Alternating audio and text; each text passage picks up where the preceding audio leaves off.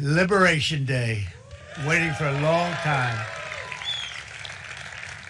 April 2nd, 2025 will forever be remembered as the day American industry was reborn, the day America's destiny was reclaimed, and the day that we began to make America wealthy again. We're going to make it wealthy, good and wealthy. For decades, our country has been looted, pillaged, raped, and plundered by nations near and far, both friend and foe alike. American steel workers, auto workers, farmers, and skilled craftsmen, we have a lot of them here with us today. They really suffered gravely. They watched in anguish as foreign leaders have stolen our jobs, foreign cheaters have ransacked our factories, and foreign scavengers have torn apart our once beautiful American dream. We had an American dream that you don't hear so much about. You did 4 years ago, and you are now, but you don't too often, and for many years and decades even, you didn't hear too much about. Our country and its taxpayers have been ripped off for more than 50 years, but it is not going to happen anymore. It's not going to happen. In a few moments, I will sign a historic executive order instituting reciprocal tariffs on countries throughout the world. Reciprocal, that means they do it to us and we do it to them. Very simple. It can't get any simpler than that. This is one of the most important days, in my opinion, in American history. It's our declaration of economic independence. For years, hardworking American citizens were forced to sit on the sidelines as other nations got rich and powerful, much of it at our expense. But now it's our turn to prosper, and in so doing, use trillions and trillions of dollars to reduce our taxes and pay down our national debt, and it'll all happen very quickly. With today's action, we are finally going to be able to make America great again, greater than ever before.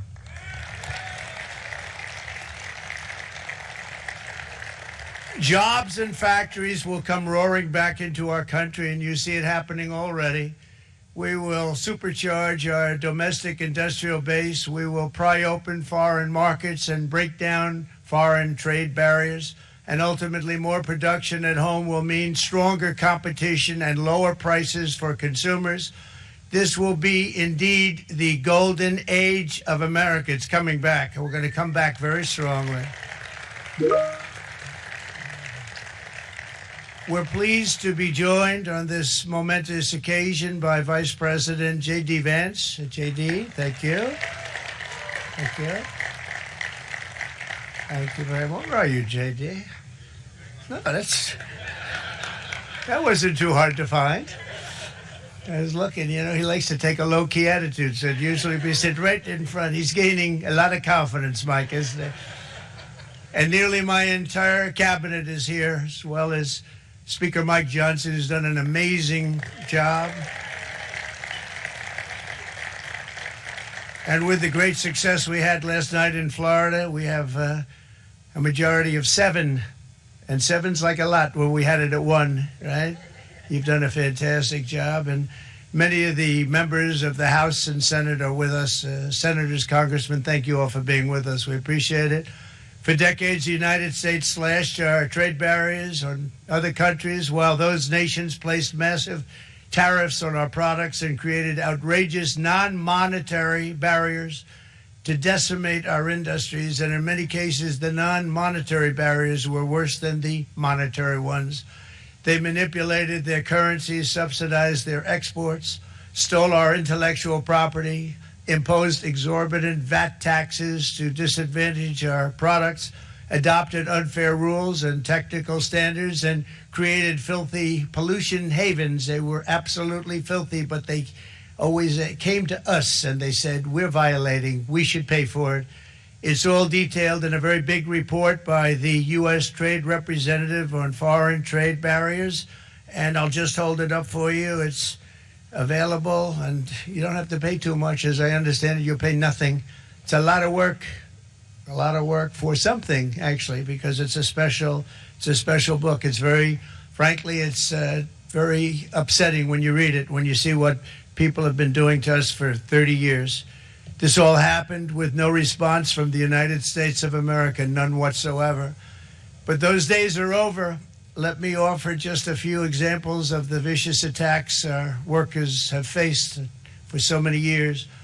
The United States charges other countries only a 2.4 tariff on motorcycles. Meanwhile, Thailand and others are charging much higher prices, like 60%. India charges 70%. Vietnam charges 75%, and others are even higher than that.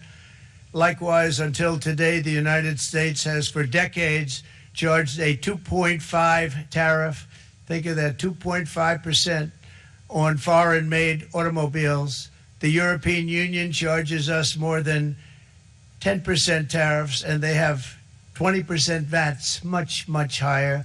India charges 70%, and perhaps worst of all are the non-monetary restrictions imposed by South Korea, Japan, and very many other nations. As a result of these colossal trade barriers, 81% of the cars in South Korea are made in South Korea. 94% of the cars in Japan are made in Japan. Toyota sells 1 million foreign-made automobiles into the United States, and General Motors sells almost none. Ford sells very little. None of our companies are allowed to go into other countries.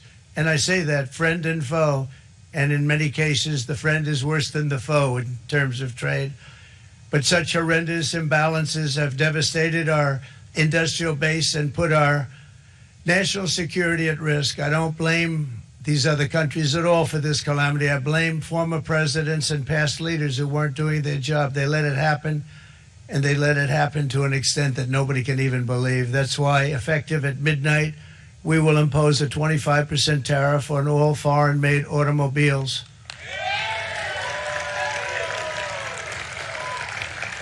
Thank you. Brian, I'd like to have you come up here for a second, okay? I just see him sitting. He's been a fan of ours, and he understands this business a lot better than the economists, a lot better than anybody. Brian, say a few words, please, would you? Thank you, Mr. Thank you. It's a great honor to have you. Thanks. Thank you, Mr. President. I grew up just north of Detroit, Michigan, in Macomb County, known as the home of the Reagan Democrats.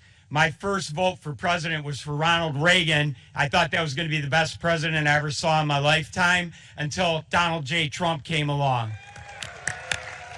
I have watched my entire life, I have watched plant after plant after plant in Detroit and in the Metro Detroit area close. There are now plants sitting idle. There are now plants that are underutilized, and Donald Trump's policies are going to bring product back into those underutilized plants. There's going to be new investment. There's going to be new plants built. And the UAW members, and I brought 20 of them with me, they're sitting right over here. We support Donald Trump's policies on tariffs 100%. So, Mr. President, we can't thank you enough. And in 6 months or a year, we're going to begin to see the benefits. I can't wait to see what's happening 3 or 4 years down the road. Thank you, Mr. President. Thank you so much. Thank you. What a great guy. He got it right from the beginning. He got it before almost anybody else. This group over there, they got it too. And, you know, we won the state of Michigan. We won almost all of them. But we won Michigan by a lot, and I want to just thank you all. The auto workers were fantastic. The Teamsters were fantastic. Everyone was pretty good, I will tell you. Thank you very much. I appreciate it. You're going to be very happy very soon, and you probably see what's happening with all of the, not only car companies, but car companies in particular. See it with all of the ones they're moving, they're announcing day in, day out. You're seeing it. Nobody's ever seen anything like that. With today's actions, we're also standing up for our great farmers and ranchers who are brutalized by nations all over the world. Brutalized. Canada, by the way, imposes a 250 to 300% tariff on many of our dairy products. They do the first can of milk. They do the first little carton of milk at a very low price, but after that it gets bad, and then it gets up to 275, 300%. So when they're figuring what's Canada charging, they say, oh, about 2%, 3%. But take a look at what happens down the road. When you look a little bit, it's not a pretty picture, and we don't like it, and it's not fair. It's not fair to our farmers. It's not fair to our country.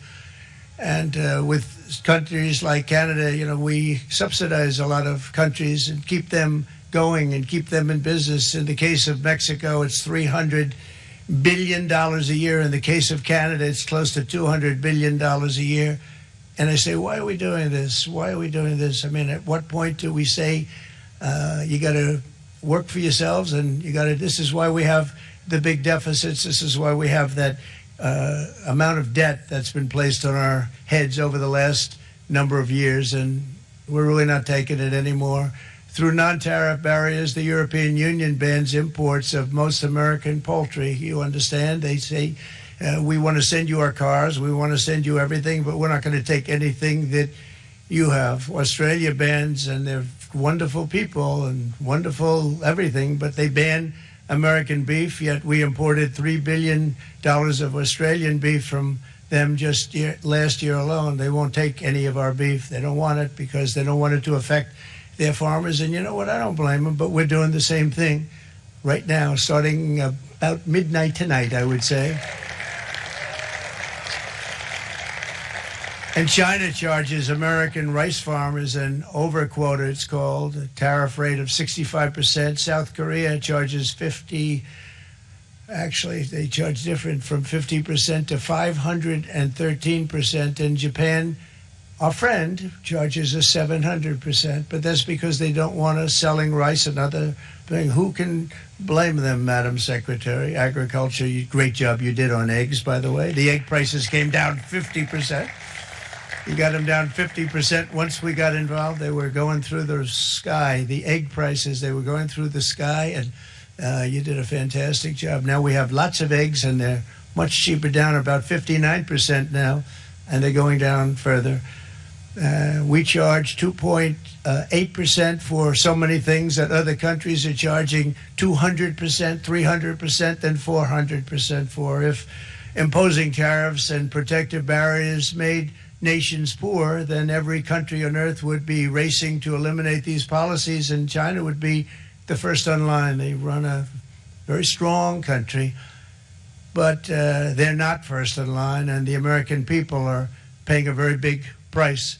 From 1789 to 1913, we were a tariff-backed nation, and the United States was proportionately the wealthiest it has ever been. So wealthy, in fact, that in the 1880s, they established a commission to decide what they were going to do with the vast sums of money they were collecting. We were collecting so much money so fast, we didn't know what to do with it. Isn't that a nice problem to have? What do you think, Marco? Good problem? Marco would love that problem. But we don't have that problem anymore, but we're not going to have it very much longer, I will tell you. But they collected so much money, they actually formed a commission to determine what they were going to do with the money, who they were going to give it to, and how much. Then in 1913, for reasons unknown to mankind, they established the income tax so that citizens, rather than foreign countries, would start paying the money necessary to run our government. Then in 1929, it all came to a very abrupt end with the Great Depression, and it would have never happened if they had stayed with the tariff policy. It would have been a much different story. They tried to bring back tariffs to save our country, but it was gone. It was gone. It was too late. Nothing could have been done. It took years and years to get out of that depression, far longer than even FDR had that office right over there for a long period of time. The ramp system, it's rather intricate, was built because of him, and every time you walk up, you think of him, and he did a great job in many ways, but it lasted long beyond his terms, as you know. But it's not too late any longer, and we're going to start being smart, and we're going to start being very wealthy again. We're going to be wealthy as a country because they've taken so much of our wealth away from us. We're not going to let that happen. We truly can be very wealthy. We can be so much wealthier than any country. It's not even believable, but we're getting smart. Nearly a century later, in the face of unrelenting economic warfare, the United States can no longer continue with a policy of unilateral economic surrender. We cannot pay the deficits of Canada, Mexico, and so many other countries. We used to do it. We can't do it anymore. We take care of countries all over the world. We pay for their military. We pay for everything they have to pay. And then when you want to cut back a little bit, they get upset that you're not taking care of them any longer. But we have to take care of our people, and we're going to take care of our people first. And I'm sorry to say that.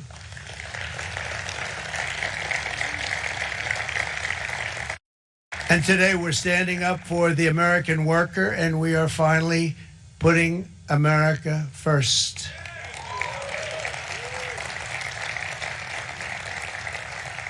In Sleepy Joe Biden's last year in office, the United States hemorrhaged 100,000 manufacturing jobs, and the number was going through the roof at levels never seen before.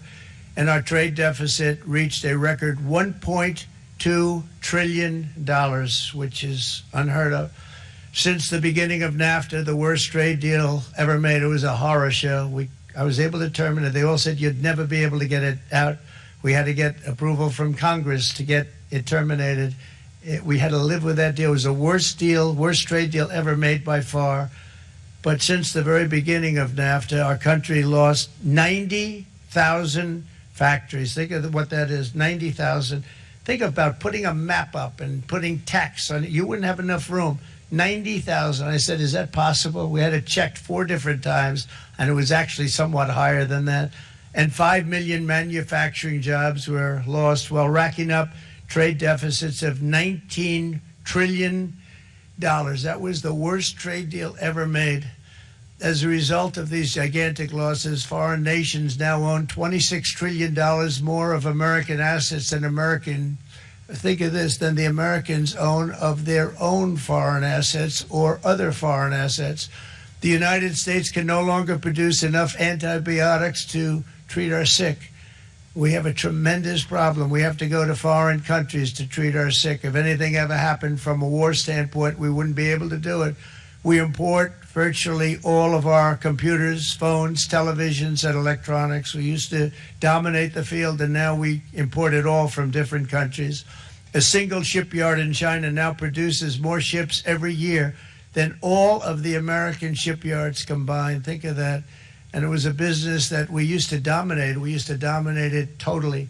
In short, chronic trade deficits are no longer merely an economic problem. They're a national emergency that threatens our security and our very way of life. It's a very great threat to our country.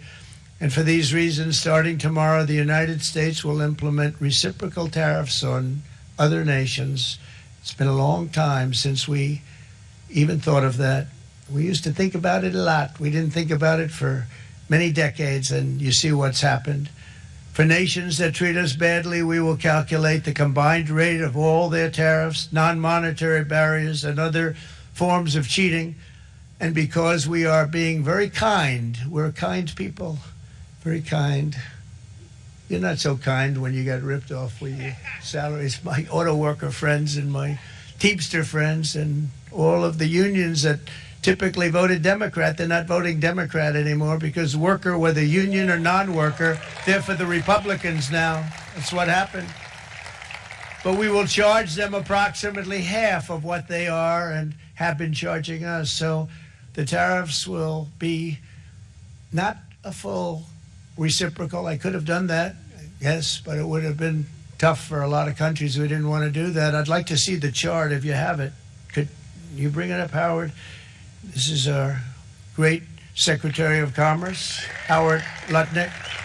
Thanks, Howard. So if you look at that, China, first row, China, 67%. That's tariffs charged to the USA, including currency manipulation and trade barriers. So 67%, I think you can, for the most part, see it. Those with good eyes, with bad eyes. We didn't want to bring, it's very windy out here. We didn't want to bring out the big charts because it had no chance of standing. Fortunately, we came armed with a little smaller chart.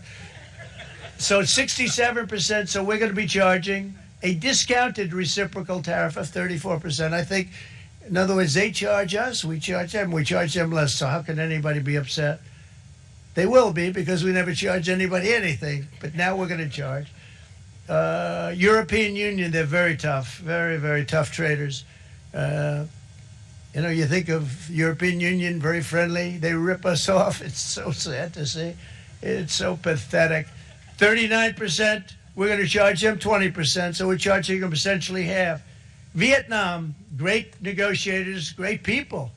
They like me, I like them. The problem is they charge us 90%.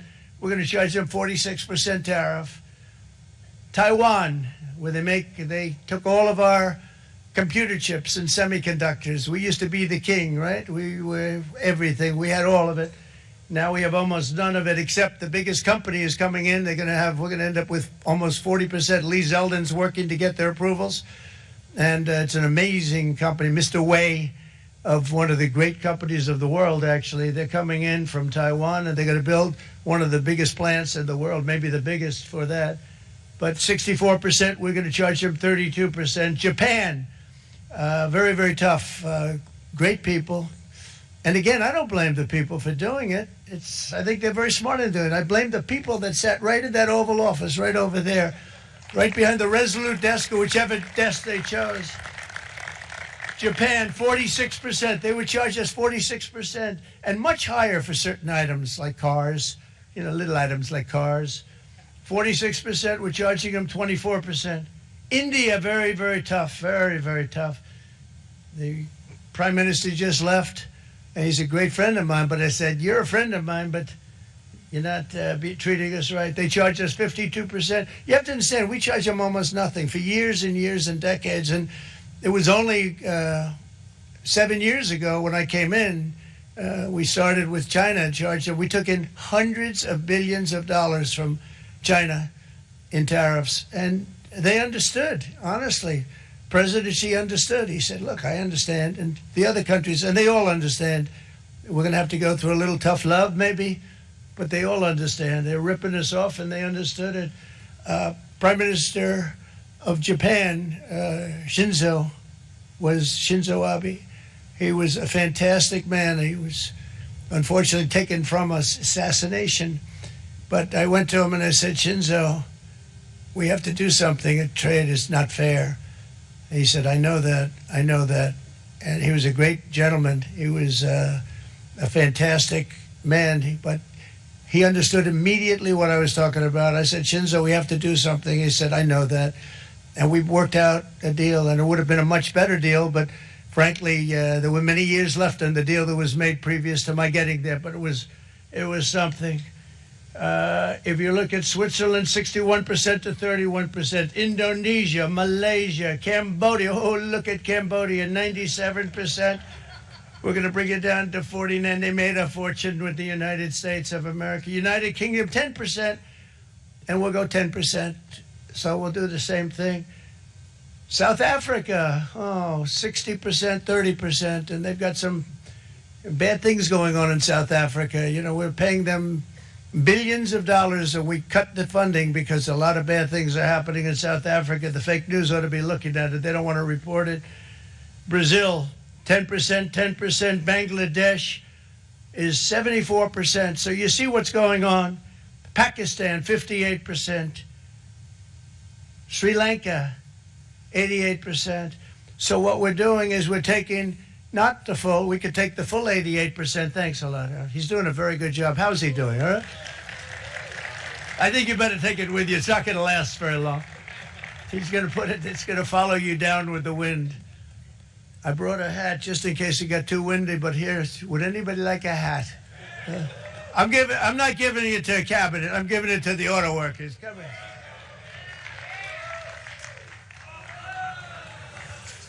Thank you, fellas. Get it. That's it. That's it. They deserve it more than our cabinet. Our cabinet has plenty of hats. But you see the numbers. The numbers are so disproportionate. They're so unfair. At the same time, we will establish a minimum baseline tariff of 10%. You notice that on the chart. And that'll be on other countries to help rebuild our economy and to prevent cheating. So we're going to have a minimum of cheating, and we're going to be very severe on the people that at the gate that watch the tariffs and watch the product coming in, because there's been a lot of bad things happening at the gate because the money is so enormous that you're talking about. There's never been probably anything like it in terms of the enormity. And there are a lot of bad things happen at the people that do the check-in, and they're looking at 10-year jail sentences if they do play. We're going to treat them so good, but if they cheat, the repercussions are going to be extremely strong. Foreign nations will finally be asked to pay for the privilege of access to our market, the biggest market in the world. We're right now the biggest market in the world. We had a great country 4 years ago in terms of the economics. We were doubling up on China. We were doing so well. Nobody was going to catch us, but so much of it slipped away over the last 4 years under Biden. I campaigned on this policy throughout last year, and today that promise was made, and it was also a promise, as you know, that was kept. Promises made, promises kept. To any company that objects to our common sense reciprocal tariffs, again, reciprocal, back and forth, back and forth. And I call this kind reciprocal. This is not full reciprocal. This is kind reciprocal. But what we do is we cut it in half. We charge them. My answer is very simple if they complain. If you want your tariff rate to be zero, then you build your product right here in America, because there is no tariff if you build your plant, your product in America. And we've seen companies coming in like we've never seen before. Likewise to all of the foreign presidents, prime ministers, kings, queens, ambassadors, and everyone else who will soon be calling to ask for exemptions from these tariffs. I say, terminate your own tariffs, drop your barriers, don't manipulate your currencies. They manipulate their currencies like nobody can even believe, which is a bad, bad thing and very devastating to us. And start buying tens of billions of dollars of American goods. Tariffs give our country protection against those that would do us economic harm. And many people were looking to do us economic harm. Maybe not so obviously, but they were doing tremendous economic harm. But even more importantly, they will give us growth. These tariffs are going to give us growth like you haven't seen before. And it'll be something very special to watch. I am so looking forward. And Brian, it's going to happen even faster than you said. You know, you might say, but it's already started. It's already started. Work's already begun on plants all around the country. And you see that as before. These are big, rich companies. We have $61 billion started on a big plant going up. It's going to be announced over the next 2 days, and they already started work. Many of these the biggest companies in the world, they've committed to build. We're going to build, sir. And they came here to see me, and wanted to know if they could have a press conference. I do as many as I can. I'm pretty busy trying to stop Russia and Ukraine and the Middle East. We got to stop that. We got to stop the Houthis, which we're making tremendous. They like shooting ships down and out of the water, sinking ships. They get a kick out of it, but they're not getting such a kick out of it now, are they, Mr. Secretary? They're not getting such a kick out of that now. But here are just a short list of some of the companies that have already announced and committed to investment. And this is a company that built its factories and its plants in China. Apple is going to spend $500 billion. They never spent money like that here. They're going to build their plants here. SoftBank, OpenAI, and Oracle, great companies, are investing $500 billion almost immediately. NVIDIA, a hot company, is investing hundreds of billions of dollars. They just announced. TSMC, the biggest, most important company in the world of chips from Taiwan, with no investment from us, is investing $200 billion. And they said the reason was, number one, the election of November 5th, and number two, the tariffs. They don't want to pay the tariffs, and the way they're not paying it is to build their plant here. So we're going to go from almost no percentage. We used to have 100% of the chip market. Now it's all in Taiwan. Almost all of it's in Taiwan. A couple of other countries, but mostly in Taiwan. And think of it. We had 100%. We lost it because of people in that office that didn't do their job. They allowed it to be stolen from us. Johnson & Johnson, great company, $55 billion. Eli Lilly, $27 billion. Meta is investing $500 billion. Wow. DeMac is investing $20 billion. CMA CGM, $20 billion. And then you have Merck and Clarios, Stellantis, General Motors, GE Aerospace, Honda, Nissan, Hyundai are all putting in billions and billions of dollars, and they're committed 100%. So.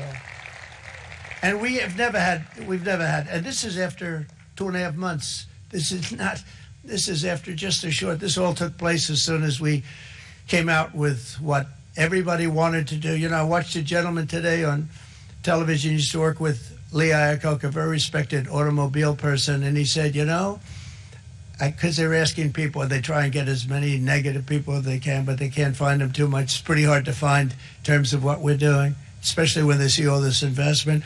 They said, so tell me, what do you think of what Trump is doing from the automobile standpoint? He said, I can't believe it. Somebody is finally, he's an older guy, real pro, really top guy, with Lee Iacocca. He said, I never thought I'd see the day when this would happen, where somebody had the courage to go and do what has to be done. This is transforming our nation. Our entire nation is going to be transformed, not only with the cars, but on every single other item that's built. We're going to become an industrial powerhouse. And he said that so beautifully today. In fact, I'm going to find out, I'm going to get a tape. And Bruce, I'm going to get that tape and I'm going to send it to you out in Long Island, and you're going to play it for the people. And all your union workers and your non-union workers out there, you got a pretty even split. But we have, so far, it looks like we're going to have about $6 trillion of investments, and you wouldn't do that in years in this country over the last number of years. $6 trillion, and that's going to be much higher by the end of the year. And think of what $6 trillion is. You wouldn't have even a small percentage of that under this other system. We're going to be an entirely different country, and it's going to be fantastic for the workers. It's going to be fantastic for everyone. There will never have been a transformation of a country like the transformation that's already happening in the United States of America. It's an incredible thing to watch, and it's incredible to meet with the top people, people that you read about, very wealthy people, or people that are great managers and executives and presidents of big public companies, and to watch the enthusiasm they have now that they didn't have. They gave up on our country. They went to foreign countries and they built.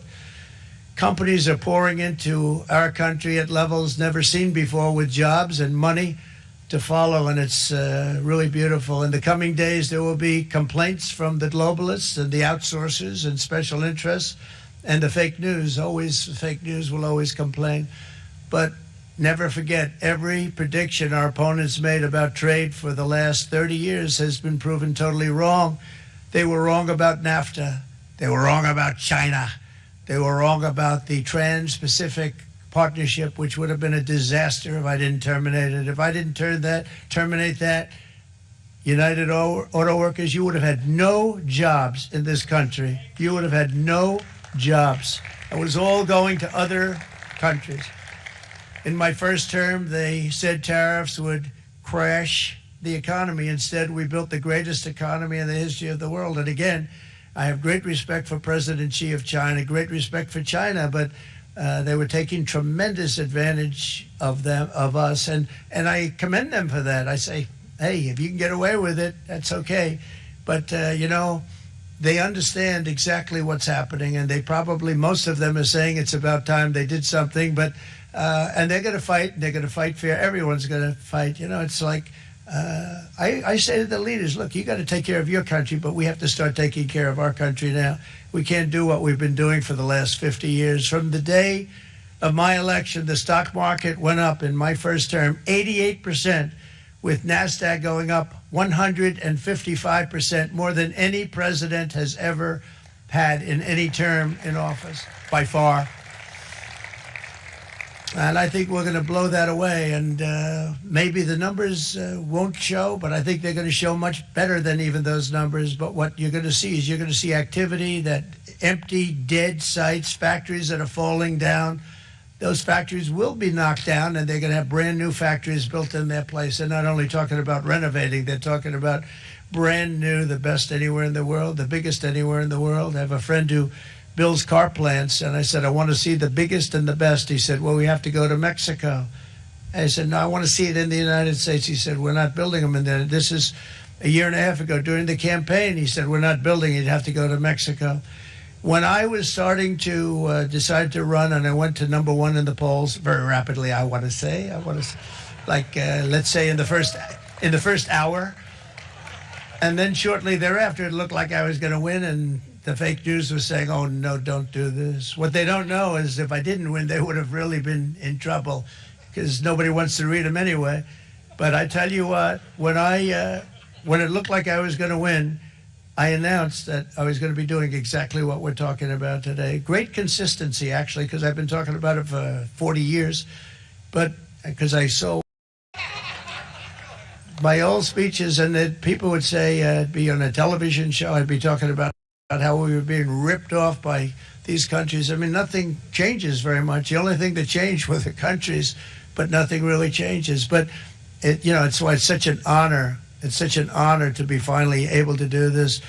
If you look at China, I took in hundreds of billions of dollars in my term. Hundreds of billions. They never paid 10 cents to any other president, and yet they paid hundreds of billions, so much so that Biden couldn't do anything. They wanted to try and terminate it because he had a very special relationship with China. You know what the relationship was?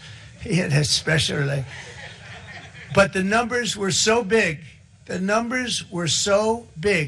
that they couldn't do it.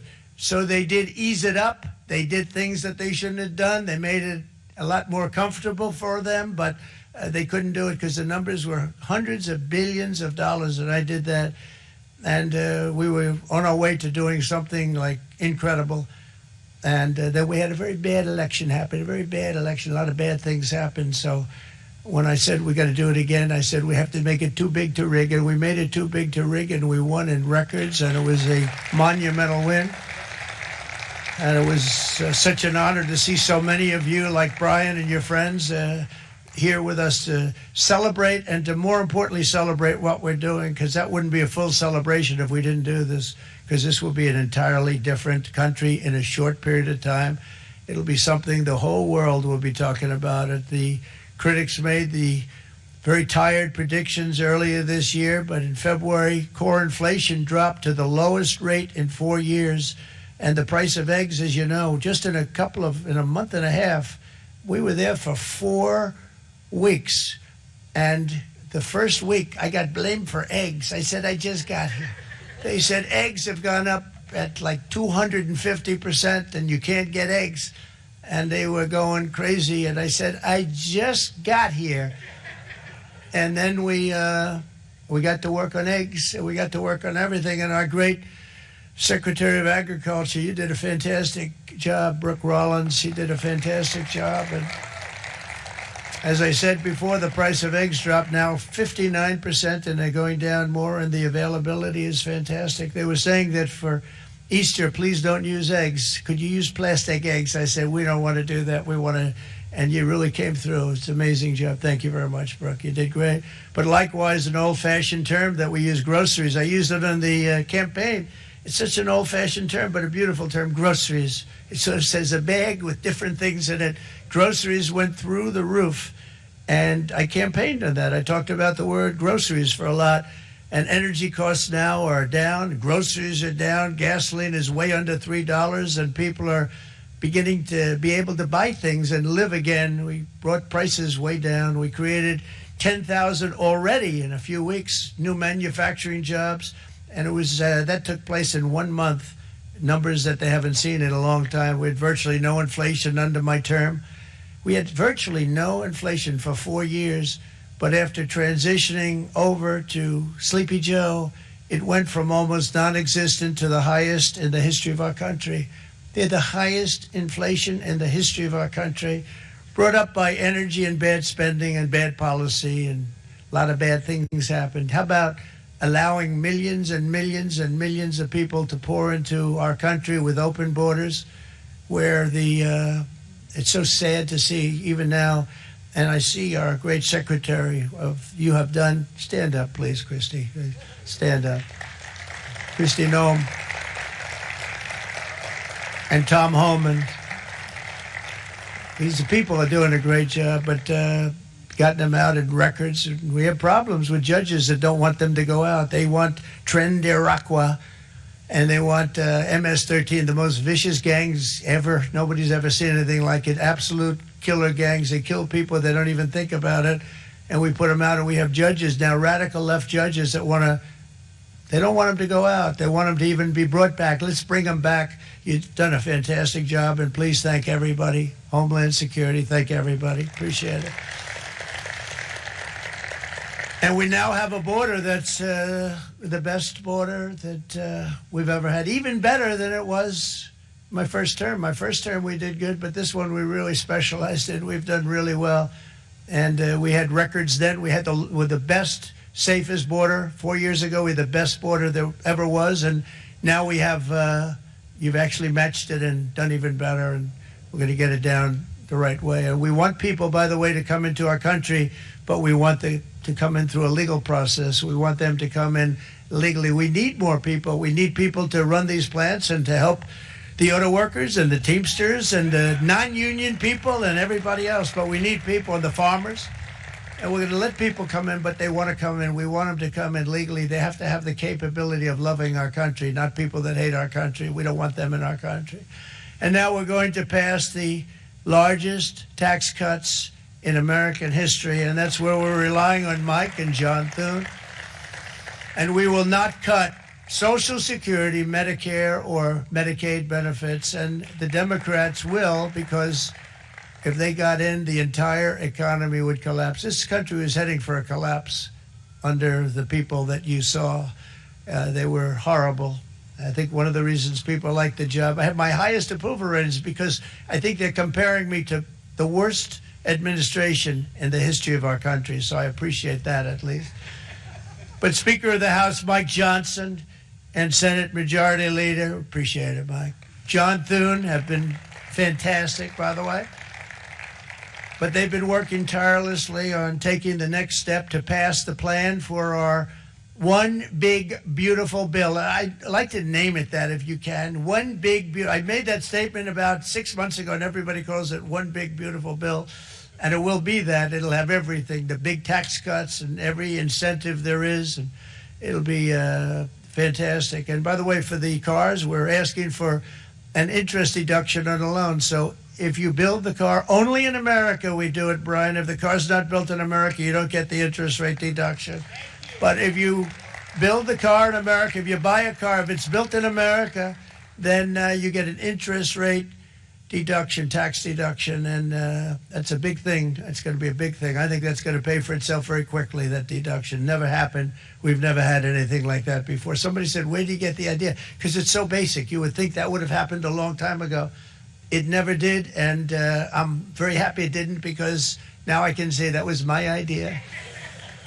But we're going to get us closer to the debt extension. We have to get the debt extension passed, and I know you're going to be able to do that, Mike, and it's very important that you do that.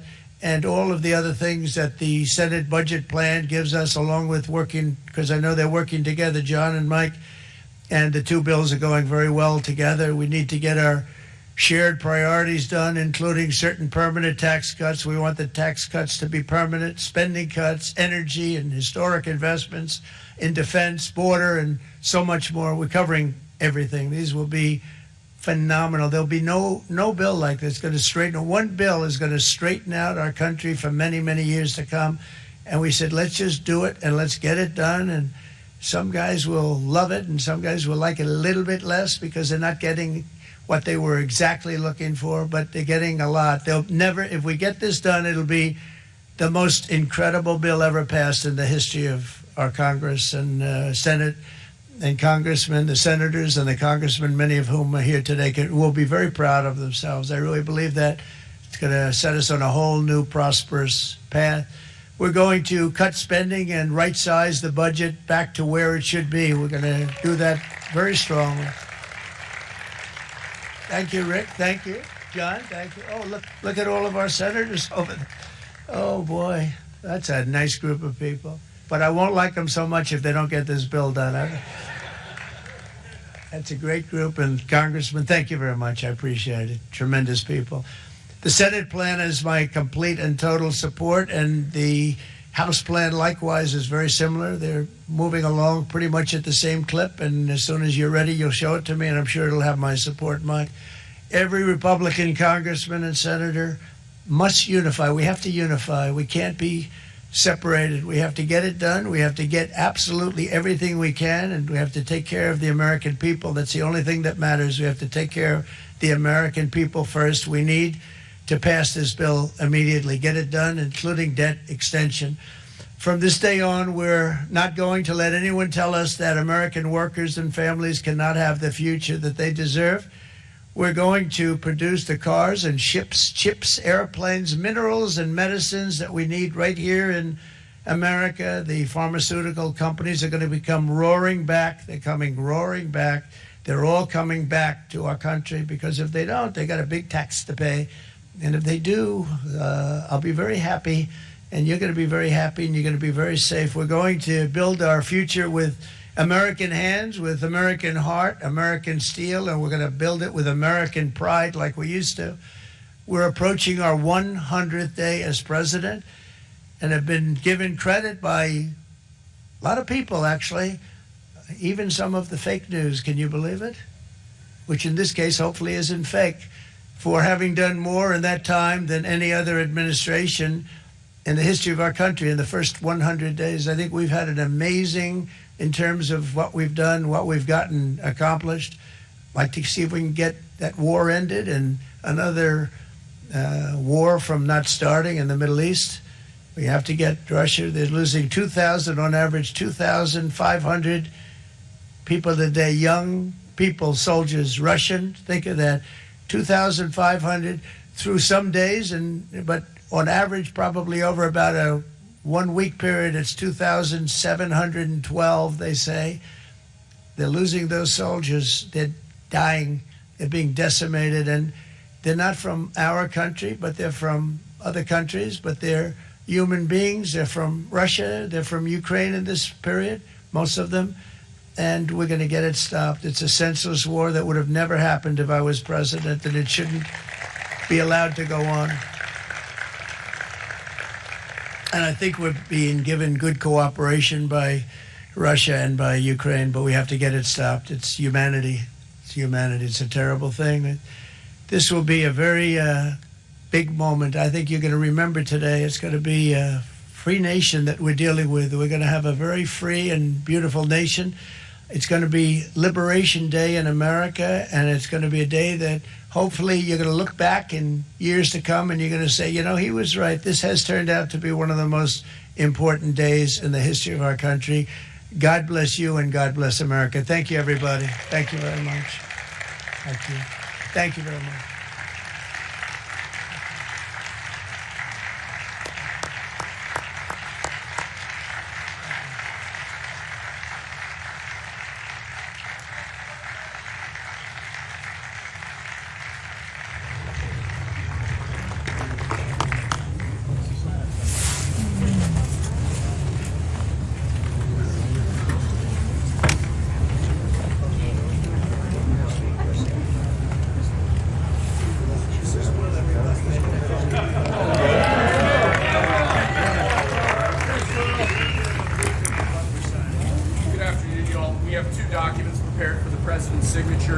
Today, one closes what's referred to as the de minimis loophole with respect to imports from the U.S. The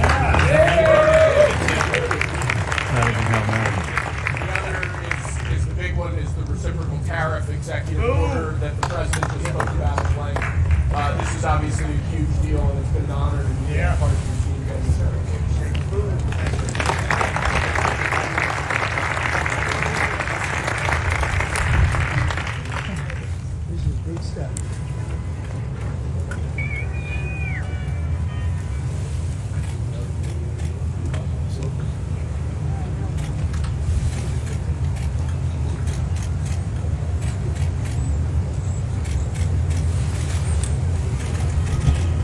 That's a 10. That's a good one.